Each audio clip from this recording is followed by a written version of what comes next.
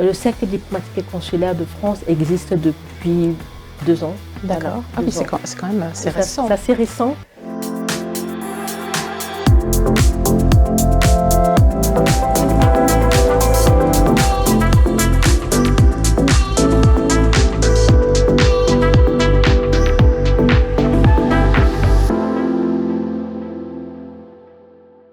Bonjour, aujourd'hui nous avons le plaisir de recevoir la présidente du Cercle diplomatique et consulaire de France. Bonjour, Madame Patricia Onzi. Bonjour Marie-France. Merci d'avoir accepté notre invitation. Merci de m'avoir conviée à cette séquence Luxury. Pouvez-vous nous parler du Cercle diplomatique et consulaire de France? Quel rôle vous jouez au sein du Cercle et comment vous arrivez à fédérer les personnalités politiques et tous les professionnels du secteur? Alors, je vais vous raconter un peu mon parcours, ça vous permettra de comprendre pourquoi j'en suis là. En fait, je suis communicante, hein, j'ai une expertise dans la communication depuis près de 20 ans. J'ai une entreprise de communication axée sur l'image des pays sur le marché français et les produits de luxe. Et j'ai voyagé à travers les différents pays, j'ai travaillé pour l'image de plusieurs pays, aussi bien en Europe qu'en Afrique, ce qui m'a permis d'avoir un certain carnet d'adresses, ça m'a permis de rencontrer des personnalités. J'étais également membre du Midwest International où j'ai effectué des voyages. Et par ces biais, j'ai eu des contacts et je me suis dit comment fédérer ces contacts. Donc, j'ai monté cet outil qui est le Cercle diplomatique et consulaire de France où j'organise des événements tout au long de l'année. La Garden Party du 14 juillet où on rencontre des ambassadeurs, des chefs d'entreprise, des hommes politiques. Et là, en septembre, nous allons organiser un tournoi de golf, Ambassador Club Golf, qui aura lieu fin septembre. Je vous donnerai la date plus précisément. Avec plaisir. Dans peu de temps. Nous allons organiser également des symposiums sur des thématiques d'actualité comme les énergies décarbonées. Nous organisons aussi le Mardi Gras, une espèce de bal masqué. Nous organisons aussi la dégustation de l'épicerie et du vin français. Voilà, une découverte pour les ambassadeurs, voilà, pour les épicuriens. Vous fédérez en fait aussi bien des personnalités diplomatiques que des chefs d'entreprise. Tout à fait. Ça existe depuis combien de temps en fait, le Cercle diplomatique et consulaire? Le Cercle diplomatique et consulaire de France existe depuis 2 ans. D'accord. Voilà, c'est quand même assez récent. C'est assez récent et sans être récent parce que avant ce Cercle diplomatique et consulaire de France, j'organisais ce qu'on j'appelais le Culti Work que je faisais en France et à New York, toujours dans cette même optique de mutualiser les compétences, d'organiser ces événements où les ambassadeurs viennent de manière informelle, c'est informel, ils peuvent discuter échanger avec les différents partenaires, avec les différents partenaires potentiels, bien évidemment, des entreprises françaises. Justement, quels sont les bénéfices que reçoivent en fait les membres et combien de membres vous avez aujourd'hui? Alors, on va dire aujourd'hui que c'est on est aujourd'hui à 1200 par là. Des personnes qui nous suivent aujourd'hui, hein, ça a 2 ans, des personnes qui nous suivent, qui sont intéressées par nos événements. Lorsqu'on organise des événements comme le 14 juillet, on a la Garden Party, on a environ entre 35 et 50 ambassadeurs qui viennent à ces événements. D'accord. Et des personnalités, des chefs d'entreprise qui sont présents. De quel pays principalement au niveau de l'Afrique, au niveau des ambassades qui vous ont rejoint? Aujourd'hui, nous avons la Côte d'Ivoire, nous avons la Guinée, plein d'ambassades sont intéressées. Je ne vais pas énumérer sans oublier voilà. Et l'Amérique latine, aussi l'Amérique latine, les pays européens, on a l'Allemagne, on a voilà, vous citez quelques-uns. Tous ces pays sont intéressés par ces événements que nous organisons de manière informelle. Encore une fois, ce n'est apolitique, il faut le préciser. D'accord. Voilà. Et de quelle manière, en fait, vous contribuez à permettre à tout le monde de pouvoir s'exprimer et prendre part dans cette activité du cercle? quand vous parlez d'activité, dans quelle... C'est-à-dire de pouvoir être vu, de pouvoir être représenté, vous faites les mises en relation, comment ça se... Alors, lorsque nous organisons des événements, les entreprises peuvent être partenaires, sponsors de ces événements. Ça permet d'avoir une visibilité. Quand on parle du golf, par exemple, organiser un événement sur le golf, on a une très forte visibilité. On a environ 20 ambassadeurs qui jouent au golf quand même. Et voilà, le pays a une visibilité. La marque qui accompagne cet événement a une visibilité. Voilà, il y a des contributions pécuniaires. Oui, vous avez mis des forfaits en place pour participer. Exactement. Et justement apporter cette visibilité aux marques. Tout à fait. Ouais. Quels sont vos projets par rapport au Cercle diplomatique et consulaire de France? Alors, le projet du Cercle diplomatique et consulaire de France est de continuer avec le partenaire que nous avons aujourd'hui depuis très peu.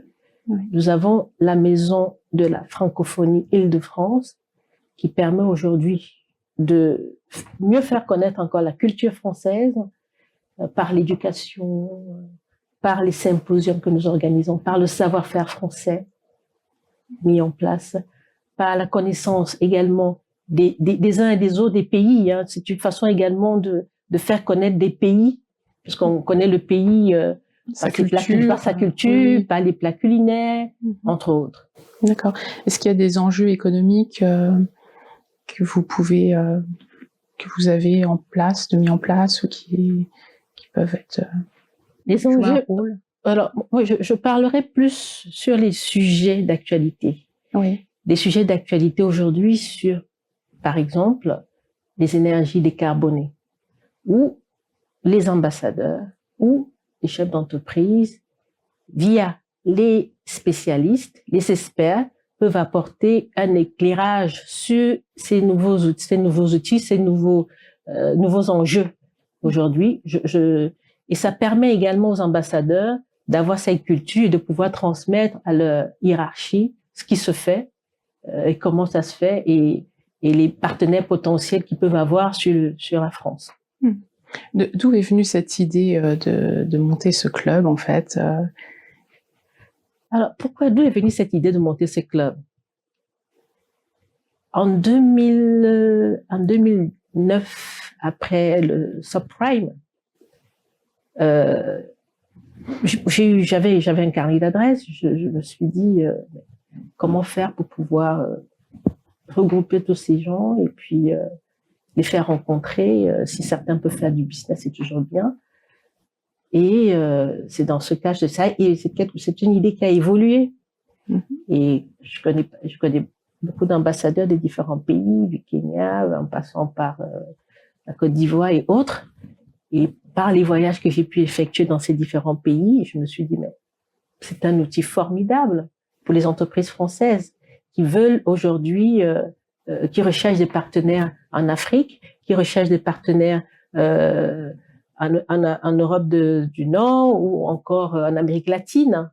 Pourquoi pas organiser des événements dans ce cadre pour pouvoir effectivement faire connaître ces entreprises et essayer de voir comment ils peuvent faire du business. Vous faites l'accompagnement des entreprises françaises jusqu'en Afrique ou des entreprises africaines jusqu'en France? Tout à fait. Oui. J'ai cette sollicitation. Les entreprises françaises aujourd'hui recherchent des nouveaux marchés. Et j'ai cette grâce d'avoir effectivement des connaissances dans différents pays africains. Et en fonction de la problématique, en fonction du marché qu'ils veulent toucher, je les accompagne. Vice-versa pour les pays africains qui recherchent des partenaires européens. Donc, dans le carnet d'adresses que j'ai, je regarde qu'est-ce qu'on peut faire ensemble, comment les accompagner. Et le fait d'avoir aussi cette culture, cette expertise dans la communication permet de les accompagner de manière concrète en respectant ou en essayant d'atteindre les objectifs escomptés. Est-ce que vous avez des projets de développement aussi à ce niveau-là, au niveau des mises en relation entre les entreprises, des choses ou des entreprises avec lesquelles vous avez déjà finalisé des accords que vous pouvez nous citer? C'est pas sous le sceau de la confidentialité? Pour l'instant, je préfère ne pas citer parce que ça fait partie des confidentialités. Il y a des clauses que nous avons eues avec ces entreprises, par des événements, bien évidemment, où ils sont partenaires officiels. D'accord. Vous avez peut-être des noms de marques qui collaborent de façon régulière avec vous? Alors, des marques qui collaborent de façon régulière avec nous, aujourd'hui, je peux citer... J'avais vu des vins, des champagnes, oui, des voitures. On a des partenaires des partenaires de vin. C'est des partenaires ponctuels, bien évidemment. D'accord. Là, pour le golf, aujourd'hui, nous recherchons effectivement des partenaires qui peuvent nous accompagner dans le secteur du luxe. Oui.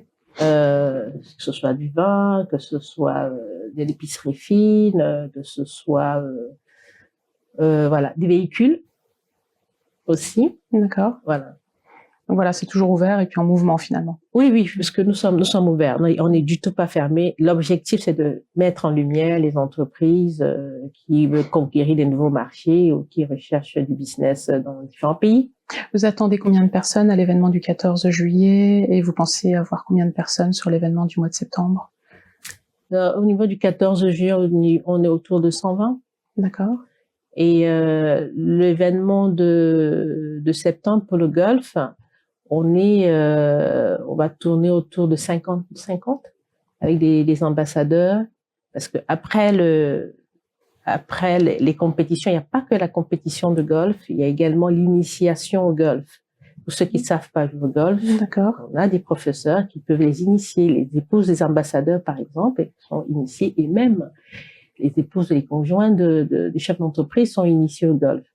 Voilà, c'est une façon de faire du networking. Oui, bien sûr, c'est joindre l'utile à l'agréable. Exactement. Et après, derrière, nous avons un cocktail déjeunatoire. D'accord. Est-ce que vous auriez une anecdote à partager avec nous liée avec un ambassadeur, une ambassade, quelque chose dans votre parcours? Alors, on a toujours tendance à croire que les ambassadeurs sont très coincés, ce qui n'est pas le cas. D'accord. Et c'est pour ça que nous organisons ces événements pour beaucoup plus soft. Et ce sont des personnes comme nous, très blagueurs, très ouverts. Contrairement à ce qu'on a. Très drôle. Très drôle. Très drôle. Ils sont pas, non, ils ne sont pas rigides comme on le croit. Vraiment très drôle. Cette idée de la diplomatie. Non, vraiment très drôle. Vraiment très drôle. C'est vraiment, voilà, c'est un monde, effectivement, de l'extérieur, c'est rigide, mais quand on les côtoie, c'est pas le cas. C'est bien de mettre l'accent là. Non, ça nous apprend quelque chose. Justement, c'est pour ça qu'on le fait de manière informelle. Voilà, c'est ces événements informels où effectivement c'est fermé. Voilà, c'est très select. Et quand on se retrouve, c'est très détendu. C'est dans un autre cadre. Exactement. Est-ce que vous pouvez nous parler de façon plus précise de votre rôle en tant que présidente du club diplomatique et consulaire de France? Alors, je mets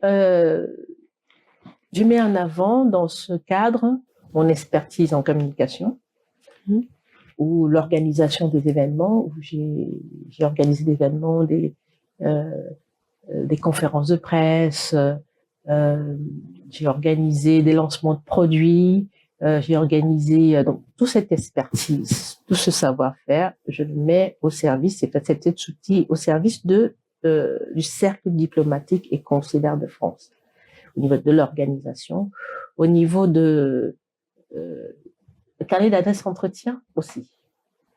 Oui. Quand il y a des fêtes nationales, quand il y a des pays. Vous côtoyez aussi des ministres, des présidents, je pense. Oui, tout à fait. Oui. Voilà. C'est un entretien du carnet d'adresse qu'il faut avoir au quotidien, savoir avoir l'actualité de ces pays, qu'est-ce qui se passe en cas de communication de crise, comment réagir. Moi, j'ai fait des accompagnements en communication de crise pour certains pays où effectivement il y avait la guerre, comment réagir en cas de guerre face aux médias. C'est ce type d'accompagnement que j'apporte aussi. Voilà ce que je peux s'adapter, en fait. Il faut toujours s'adapter. Rien n'est jamais acquis. Ouais. Rien n'est jamais acquis. Alors, les situations peuvent changer du jour au lendemain en fonction de l'actualité des pays. On peut discuter là, et puis demain, il y a des choses qui changent. Donc, s'adapter. D'accord. Voilà. Bien. Le mot de la fin. Oui. Est-ce que vous souhaitez ajouter quelque chose? Et je remercie Luxury de m'avoir convié à cet entretien. Et je suis prête à collaborer, bien évidemment, avec votre magazine, avec la chaîne, pour des événements futurs. Donc, je parle du golf, je parle du symposium que nous aurons à la rentrée aussi, au mois d'octobre. Il y a l'épicerie fine, hein, la dégustation des vins et des vins français, et puis l'épicerie fine. Et le golf, le Mardi Gras que nous organisons au mois de février. Nous avons 2 compétitions de golf tout au long de l'année. Nous avons en avril et au début de l'automne. Finalement, vous avez un événement tous les 2 mois? On va dire plus tous les 3 mois, oui. Ouais, 2-3 mois, d'accord, oui, tout à fait. C'est bien chargé comme programme. C'est chargé, mais c'est très, très intéressant, c'est très motivant. Voilà. Merci Patricia Vancy, merci pour votre présence. Merci Marie-France de m'avoir invitée. Et merci à la chaîne long vent pour cette belle chaîne. Merci. Merci, rendez-vous pour une prochaine émission.